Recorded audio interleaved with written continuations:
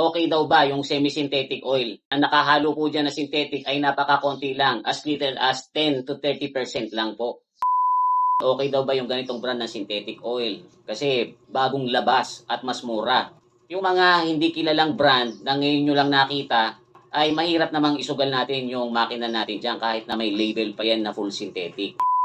Marami po mga mechanic na nasasabihin sa iyo, mas mainam na gumamit ng mas malapot na langis. Sabihan nyo na wag na siyang mas marunong pa doon sa owner's manual.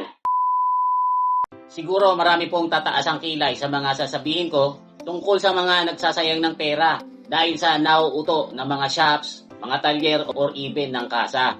Pagdating sa pag-change oil, napakadalas pong nangyayari nito lalo na doon sa mga newbie car owners. At kahit naman po dun sa matagal na mga nagsasasakyan ay nangyayari pa rin ito kasi madali silang napapaniwala pagdating sa mga sabi-sabi tungkol sa mga impormasyon regarding sa langis. Simulan po natin sa very popular ngayon na fully synthetic oil. Mayroon po mga nagsasabi na yung fully synthetic oil ay marketing lang talaga yan at hindi naman yan ay iba dun sa regular oil. Doon po sila nagkakamali kasi totoo pong very effective ang fully synthetic oil. At mas matagal po talaga ang buhay nito ng hanggang 2 or 3 times kaysa doon sa mga regular oils. Science po ang magpapatunay dyan. Hindi po yan makikita kung titingnan lang natin sa mata. Ang sikreto po kasi ng mga legit na fully synthetic oil ay inahan doon sa mga molecules niyan na makikita mo lang pag gagamitan mo ng microscope.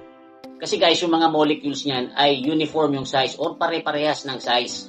Pinormulate po yan at ginawa sa laboratory, hindi po katulad ng mga regular oils na after minahin yung crude oil ay nire-refine lang. Ito pong fully synthetic ay nag-undergo po yan ng chemical alterations para maging mas pino ang mga molecules nito. Kaya mas nagiging effective po ito sa paglulubricate. Tapos guys, yung mga additives na halo ng fully synthetic oil ay nakadesign para mas tumagal yung buhay nitong langis na ito. Hindi katulad ng regular oils na normally every 5,000 kilometers lang natin pinapalitan, ang full synthetic ay pwede hanggang every 10,000. Yung iba nga, pinapaabot pa ng hanggang 15,000 kilometers. Ngayon, dito po nauuto yung mga nagpapa-change oil kasi mayroong mga shops, may mga talyer, at even mga kasa na kahit fully synthetic yung inilagay nyo sa makina, ay sasabihin sa inyo na good for 5,000 kilometers lang yan.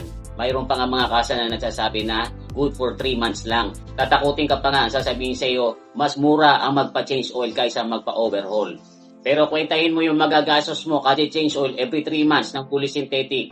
I'm sure na magiging kasing halaga or mas mahal pa yan sa pagpapa-overhaul pagkaraan ng 5 taon. Kaya nga kapag full synthetic ang inilagay nyo dyan sa makina nyo, ay mag-take advantage kayo dun sa benefits na pwede nyo makuha dito.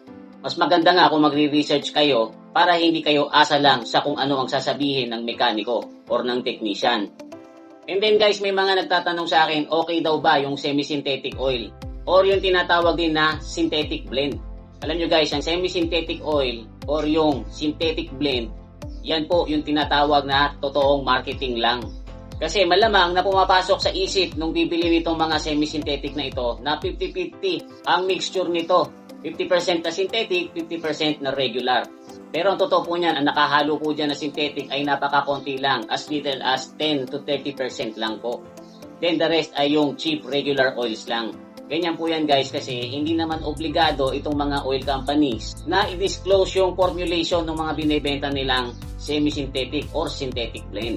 Kaya kung haluan man nila yan ng 30% lang or 20% lang or kahit 10% lang na synthetic oil, legal pa rin po nilang matatawag yan na semi-synthetic or synthetic blend. Tapos kapag yan po ang ginamit nyo, hindi ka rin naman makakampante na mas matagal mo itong gagamitin kaysa sa regular oil. Kaya karamihan ng mga gumagamit nitong semi-synthetic ay every 5,000 kilometers lang din nag-change oil na.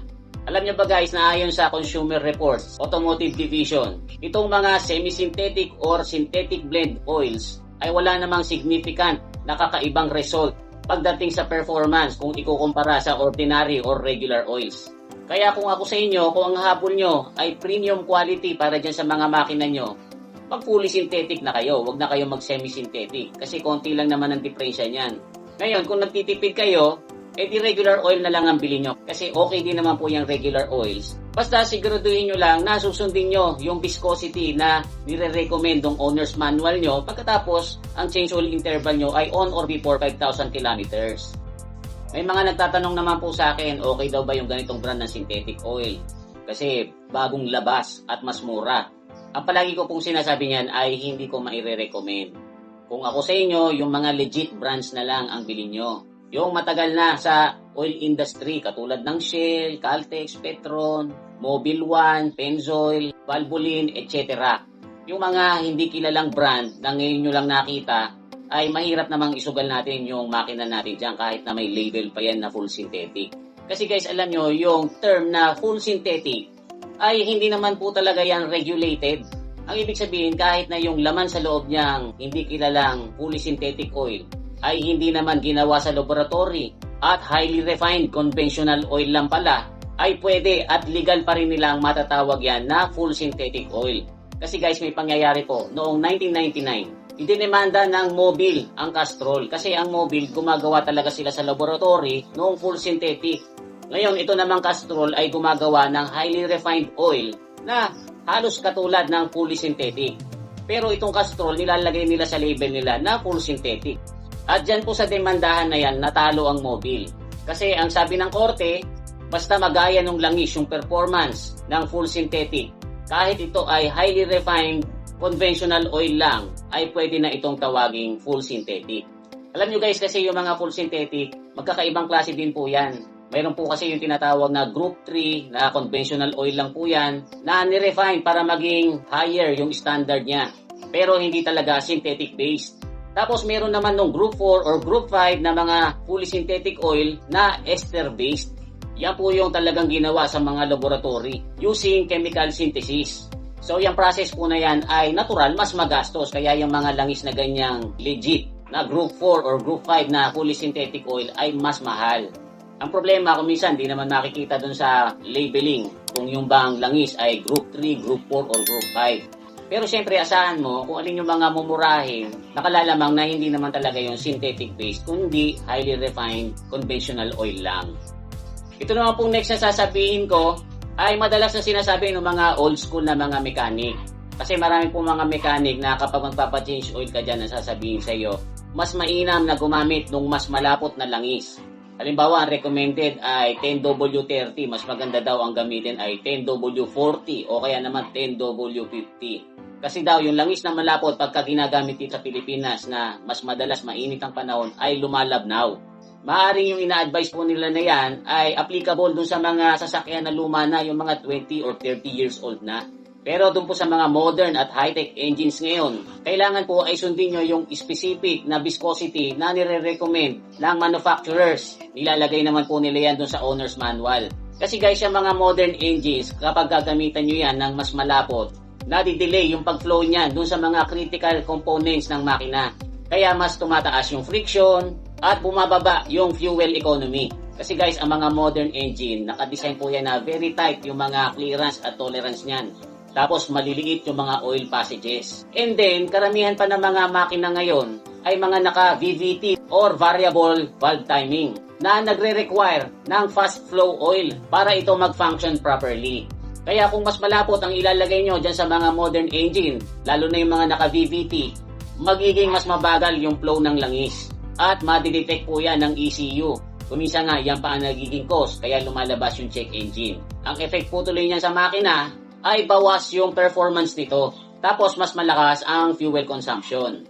Kaya kung halimbawa magpapa-change oil kayo, tapos old school lang mechanic, sasabihin sa inyo yung ganyang mas malapot ang ilagay, ay sabihan nyo na wag na siyang mas marunong pa doon sa owner's manual.